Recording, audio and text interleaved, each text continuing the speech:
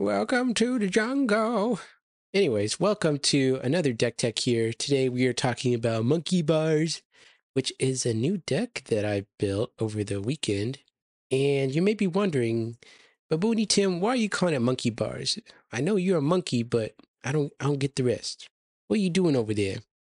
Well, first of all, the monkey bars is a place where everybody can get hurt, including you. This deck has a lot of situations where you could actually hurt yourself really bad if you play it wrong. Because we're playing Nazareth, that's right. This card is really powerful. It makes it so nobody can really search anything. And it's kind of tricky because your deck wants to search all the time. So finding the right window to play this card is part of playing the monkey bars. Also, there's a prison aspect to this. Gonna put your opponent behind bars with all the prison stuff going on, all the restricting and the negating. So here's what I mean by that. Yeah, we got the Nazareth, but we also got these mean territory class characters that negate neutrals and attack their hand after they draw cards. The Herod's Temple protects our territory. Bethlehem Stable is going to protect our deck. And we have a whole bunch of Lost Souls that do really, really annoying things to the opponent. And so the opponent, when all these key things come together at the same time, it's going to be really difficult. And you're going to put the opponent in a really sticky situation. And, wait till you see the list. But basically what happened was there was a Soul Surfer deck, if you know about Soul Surfer deck. And then there's a Nazareth Disciple deck. And basically here at Baboony Tim Labs, we found a way to combine them into the same exact deck. We had to make some cuts to do this. We had to trim a few things. We had to do a couple you don't want to know what got cut. But anyways, onto the deck. So what you're here for is getting Nazareth out early and often most of the time. There are games where you're going to want to play Nazareth maybe on turn 3. It's kind of like the final nail in the coffin. But anyways, we play the Resurrection, which can play a good Gospel, Fortress, and an Empty Tomb hero from deck. And so we have Simon as Empty Tomb and John as Empty Tomb. And so oftentimes you're going to use the Resurrection, grab maybe Herod's Temple and your Simon Peter, and then ban Simon Peter into battle. Simon Peter can convert to Meek to play a good NT Fortress from deck, so you can either play your Stables or your Nazareth after that. And then he can ban to a Disciple. If you ban to John, you can reveal a good Dominant from hand to toss the next and draw 2. So Resurrection, really good card, pairing it with Simon John, and then stapling on all these really good NT Fortresses is really nice. Okay, but you've probably seen this before. You've probably seen people doing this before. What is different about this deck? Well, this deck is set up to leverage the power of Matthew in a very scary way. So for Matthew, for those who don't know, he's one of the most powerful draw engines in Redemption at the moment. You can convert him to Meek when you attack real opponent's hand, and you get to draw a bunch of cards depending upon how many cards they have in their hand, or how many brigades, or you get to draw cards based upon how many brigades the opponent has. And so if you can get a Matthew draw 4, 5, 6, 7 cards on turn 1, you're going to be set up in a really great position, especially when you pair all those other things I mentioned earlier. You have a lot of redundant ways to get to Matthew. For example, Reassuring Angels can go get him, Angel of the Winds, Crouch Choice. Patmos can do it. Or if you have the New Covenant, go New Covenant, grab a Spirit as a Dove, play it on one of your Meek characters as your territory class enhancement, and go grab Matthew that way too. So you're set up to get Matthew on turn 1 pretty often. And if Matthew wasn't enough, we have the super speed mode where you put Daenerys and 4 Drachma coin in your deck. And each of these artifacts allow you to draw 3 or draw 4 as like a one-time thing. So this on top of Matthew means you're drawing a lot of your deck. Daenerys requires you to play Romans, and 4 Drachma coin requires you to play Peter. So as long as you're playing these, then you're going to be able to cash in. So the metagame kind of realizes, oh, Matthew is a problem. What are we going to do about this? You can't really negate Matthew after the fact, so you got to figure out some ways around it. So a couple strategies have emerged. One of them is you get your black Flextape, which is the Black Brigade, and you put it on there and say, if opponent used a draw ability this turn, you may draw X. So if I attack with Matthew, draw 6 or 7, you block with Herdsmen, you get to draw 6 or 7. It's okay. It's all balanced out, right? So Black Brigade is the Flextape people have been putting on the Matthew problem. And that seems to have been holding up pretty good so far. But for this deck, it's like, Herdsman, no problem. Operation Soul Surfer, engage. The Herdsman won't stand a chance to what's coming to this. So See the Tree, he started playing this card called Accusers, which would negate OT humans in battle.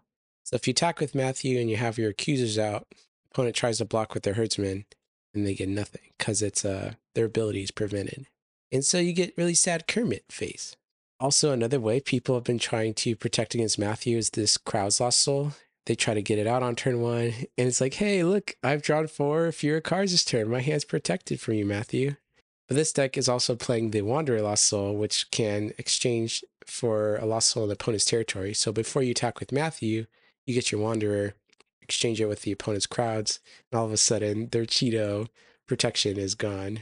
Another response to Matthew people have been trying to do is get out Holy of Holies and negate Matthew before he even attacks. So number 1, this plan doesn't really work very well if you're going second.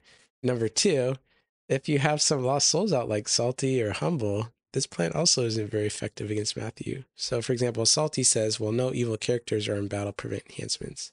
And so the ways they're trying to set up Honeypot, like Covenant of David, Delivered, they can't even play those outside of battle. So Honeypot, when it can't play their territory class enhancements, becomes a lot less scary. And also Humble, if you get a Humble out and you get down to less cards in hand than your opponent, when your Matthew goes into battle, he's no longer negated. He cannot be prevented. And also, there's another Lost Soul here that says restrict dominance during the battle phase. And when a lot of the meta is playing stuff like Angel of the Lord, Glory of the Lord, Falling Away, Murder's Command, Christian Martyr, fill in the blank for your favorite battle-winning dominant. If you're able to get a single Complacent out and protect it or not let the opponent rescue it, they kind of get stuck with a lot of useless cards in their hand, and they're left saying, this is fine. We have some more Lost Souls here. We got the Distress Lost Soul. Opponents love playing their negate neutrals. So cards like Resurrection Revealer, Hakim the Compiler, Obed, these cards are all trying to negate your Lost Souls. But Distress turns off all territory class characters in the opponent's territory. So he's protecting them, allowing you to do your Lost Soul things in peace. But Tim, how are you going to do this? You can't draw all your Lost Souls at once. On turn 1 of the game, you'll maybe only draw 1 or 2 Lost Souls. Like, how are you going to guarantee all these silver bullet Lost Souls against whatever the opponent is doing?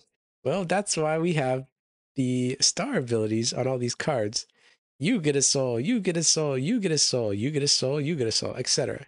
So this deck is playing a critical mass of cards that has the star ability. So on the first turn of the game, if you have any of these cards in your hand, you can start playing Lost Souls from decks. And so cards like the Manger, Distort the Truth, Repudiating Rulers, Day of Judgment, they allow you to play a Lost Soul from each deck. And so what you do is you play a Lost Soul from their deck first. You look through their deck, you get 30 seconds, and you get to understand what kind of strategy they're doing. Based upon what kind of strategy they're doing, you get to play a Lost Soul from your deck that can counter their strategy. So, for example, if you notice they're a Honeypot deck and they play a lot of territory class enhancements, you might want to get your Salty out. Or if they're a Herdsman of Garrar deck, you want to get your Accusers out, stuff like that. Also, you're playing the Dominant Harvest Time, which you can grab any number of Lost Souls from each deck. This is probably really powerful and allows you to get all those prison pieces into play at the same time. So the trade-off with these cards in themselves aren't that good. Like, if you were playing a normal deck, you probably wouldn't play Day of Judgment or Distort the Truth or the Manger. But in themselves, these cards, when paired with the strategy that we're doing, I feel like they merit the cost of including them in your deck. And some of them are cards we already want to be playing, like the Ascension, which is really good. It has really nice star ability. And Lost Child Found, which is decent. So this deck's all about doing a precarious balancing act. Is how can we search and do our thing and then put Nazareth down without running out of gas and without losing the game. And it's a very tough deck to pilot. I'm going to say it. It is very difficult to know when to put your Nazareth down, when to pull the trigger on certain things, what Lost Souls to get for which matchup. But most of the time, when you have a Nazareth down, people are trying to get rid of it. It's one of dead or alive, preferably dead, shipwreck, 3 woes. They're going to try to get rid of it. And secretly, as the pilot of Monkey Bars, you're kind of hoping that the opponent does this for this reason. When the shields go down, so to say, when Nazareth comes down, inevitably, you unlock some really powerful late game tools like the Book of the Covenant. Book of the Covenant can go to your reserve and start grabbing stuff like You Will Remain, Send the Helper. Send the Helper can just reset your attackers and grab more good cards from your reserve. And You Will Remain's a powerful effect that allows the opponent to make it really hard for to push you out of battle. Also, this deck, optionally, you can play Concealed Riches in it. So you've put like one Concealed Riches in your deck. And when the opponent takes down Nazareth, what you can start doing is you can take these useless cards like Virgin Birth, Reassuring Angel. These cards aren't very good in the late game, and trade them for cards that are just going to be really hard to deal with in the late game. Like just grab a Golgotha and the Cross from your reserve, or trade your Day of Judgment Lost Child Founds for Untouchables and Eternal Inheritances. So I like this. This little bit of experimental tech that I'm experimenting with here.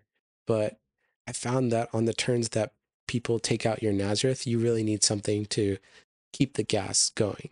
Something to really put your opponent in a really tricky situation. So I like Book of the Covenant or Concealed Riches to do that. And it's really important to have one of those on the turn the opponent gets rid of your Nazareth. If the opponent does use the 3 woes to temporarily get rid of your Nazareth, you do have ways to get rid of their 3 woes. They have to play it as evil, and Mary can attack if you have unity, negate, and reserve the 3 woes. So that'll turn the shields back up, so to say. This line of play comes up all the time when you're playing a Nazareth deck, so keep it in the back of your mind. As far as the defense goes, I haven't really settled on the best one yet. The first option is mono gray, kind of down here. It's a small package, but they have big characters like Emperor Nero, Claudius, Terrifying Beast, Brood of Vipers. But this deck, this version of the defense is pretty weak to characters that are banding. So if they attack you with a lot of characters, there's not a lot this defense can do. So I was thinking, okay, well, maybe you could put Herod the Great or Herod Agrippa in there. Herod the Great can just push out their entire banding chain and choose somebody new to block, whereas Herod Agrippa is protected from all their heroes. So I haven't really settled on which version is better yet. I like Brood of Vipers a lot. Being able to negate and underdeck a good card in their territory is really strong, especially if you're able to hit their storehouse or their stable, or even like a 3 woes. That's good. I don't know. So this needs some more work, but you can just choose one of these packages and test it out for yourself. Also, you may want to add Scattered Sheep to your deck, which is a great way to deal with lots of heroes in battle. But I was reasoning, like, if your opponent is attacking you, you're not going to have initiative to gain Scattered Sheep, so that's why, like, gray cards that interrupt the battle would be better. But I don't know. So Repudiating Rulers, I know he's not the best character in the world, but he does a good Saul of Tarsus impression. You can go grab an evil NT gray card from reserve. So you grab your Duplicity, and then when an opponent puts you in a special initiative, you can play Duplicity and then play Unsuccessful from your reserve. So I know that's not as powerful as just going Saul of Tarsus, grabbing Unsuccessful directly, but I feel like the star ability that you get from this card is pretty good and does an okay impression of filling that gap. All right, so some of the closing thoughts. So this deck is definitely the hardest deck I've ever played. It's taking all my redemption knowledge and stretching it to the max. I would say only play this deck maybe if you like the sensation of tightrope walking and making critical plays and being the tempo deck. Also, play this if you like being the bad guy and you're okay with that. Like people, when you play this deck and it pops off, people aren't going to be able to play redemption and their decks just don't work. They're stuck with a bunch of cards in their hand that say search their deck for stuff. And sometimes you can feel like the bad guy playing that. So, but I really like this deck because you get to have important decisions every part of the game, starting from turn 0 with all those star abilities. This deck just pushes you as a pilot. And if you're trying to learn about redemption, this deck is definitely one of the most punishing decks, I would say, to learn, but also maybe one of the most rewarding. So thanks for watching Monkey Bar's Deck Tech. We'll definitely get some gameplay towards you soon. Oh yeah, here's the deck list. Thanks for watching till the very end. And let's see. I didn't really cover the specific things you can do on the offense, but that's okay. So, its Disciples is really kind of tricky if you haven't played them before, but once you've played them a couple times, then you kind of know what they're capable of. All right, and here's the reserve I have right now. I'm not 100% happy with it, but I'm not sure what else to do with it. All right, thanks for watching. Bye.